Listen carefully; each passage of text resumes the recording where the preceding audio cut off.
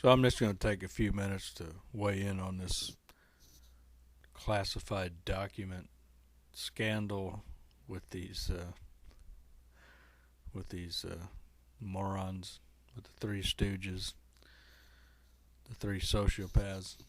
It was discovered January 16th. By January 18th, the letter was sent to the National Archives. The next day, the FBI took possession of the documents. Pence's team says he is cooperating fully. It comes after he was asked last year if he took classified documents after leaving the vice presidency. I did not. Tonight, there's bipartisan criticism that a sitting president, a former president, and now a former vice president have all acknowledged having classified material in unsecured locations. We have an epidemic of senior leaders taking classified home, and we have to say categorically, whether it's Republican or Democrat, it's all wrong. Kind of thought, holy heck. And I do wonder, how many other formers.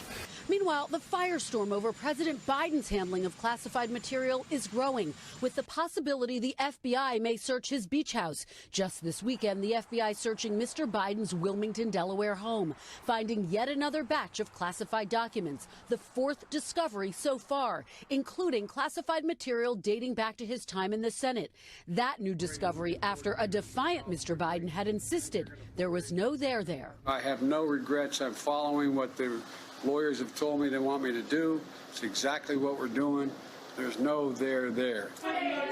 Tonight, the president yet again ignoring reporters' questions as he met with top congressional Democrats, with the special counsel investigation threatening to overshadow his agenda. So you have these two piece of shit lawyers, Kamala Harris, Joe Biden. They both made a name for themselves. Kamala Harris made a name for herself in California, locking up poor brown people as a prosecutor, right? Joe Biden, I think it was in the 90s, he passed some laws that cracked down on brown people. He's kind of, I think he said something, didn't he say something like, it's some black people, we got to lock them up, or something like that. So these are some real humanitarians. They like to be heavy-handed. They like to really be heavy-handed with the legal system. On poor people that can't afford to defend themselves. They have no money or assets to go out and defend themselves from these scumbags. And these are people that usually do little or nothing illegal. It's some petty bullshit, if anything. There's thousands of Americans locked up in concrete boxes in American prisons who are not guilty of what they were prosecuted for. We hear it all the time. They find these people, this guy that rotted in prison for 30 years, turns out he didn't rape and kill that woman. There's some other guy. The hell. You find out there's corruption with the cops, prosecutors, judges, all a bunch of shit bags. All the government does is ruins people's lives. And these scumbags, when they get in power, like Joe Biden, Kamala Harris, Donald Trump, Mike Pence, these people never do anything to reform any of this stuff to protect regular Americans. But these wealthy, nepotistic people, they don't have to worry about it too much. They don't worry about the legal system coming down on them. They always wiggle their way out, buy their way out.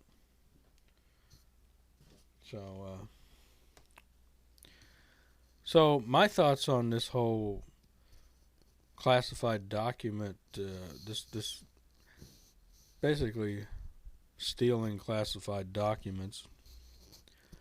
It's illegal to take them. It's illegal to store them in your garage. Well, I think there's one thing to do. You prosecute them. Prosecute these three guys. And find them guilty. and then sentence them to 25 years in prison.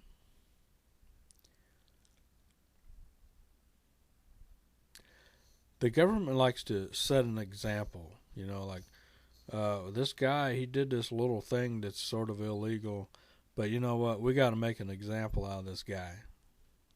So we're going to send him to prison for 30 years for some little shitting thing. Well, I think that's what we got to do. We got to stop this illegal handling of classified documents for national security's sake. Puts us all at risk. We need to set an example. We got to make an example of these three people. And I say prosecute them. They get their time in court. Found guilty. Obviously, they're guilty. I mean, they got the stuff in their house here. I mean, why even have a trial at this point? The stuff's there. It wasn't planted there by anybody. So, you know, it wasn't planted there the way cops plant stuff on poor people, right?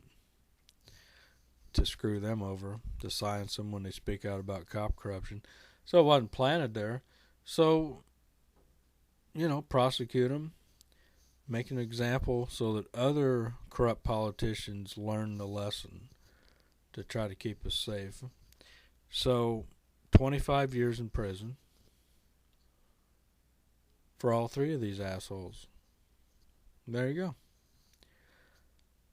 The United States government, the United States legal system is a cruel, cruel master. All these fucking cops, all these scumbag prosecutors, all these shitbag judges, and all these politicians that do nothing to protect people from these shitbags, they're all heavy-handed. They're all cruel.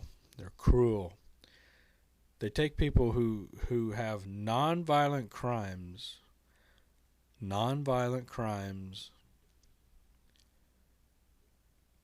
or no crime at all, in many cases, just something that shouldn't even be illegal. And they lock these people up. They take their money, their house, whatever they got. So let's be equally heavy-handed with these people who jeopardize our national security. Let's make an example out of them. 25 years in prison. In one of those prisons, you get an 8-foot cell. There's a toilet and a sink, and there you go. You get a slab to sleep on. And maybe you get a cellmate, you know, who's, you know, like a murdering rapist or something. You know, how about that? Yeah. Fuck these people. They create and preserve and use this heavy-handed legal system. Well, when they do something illegal, make that system come to bear on them. The way they insist and lobby and legislate to make it bear down on everybody else, people who have no money or connections. That would be the right thing to do. Lock them up for 25 years.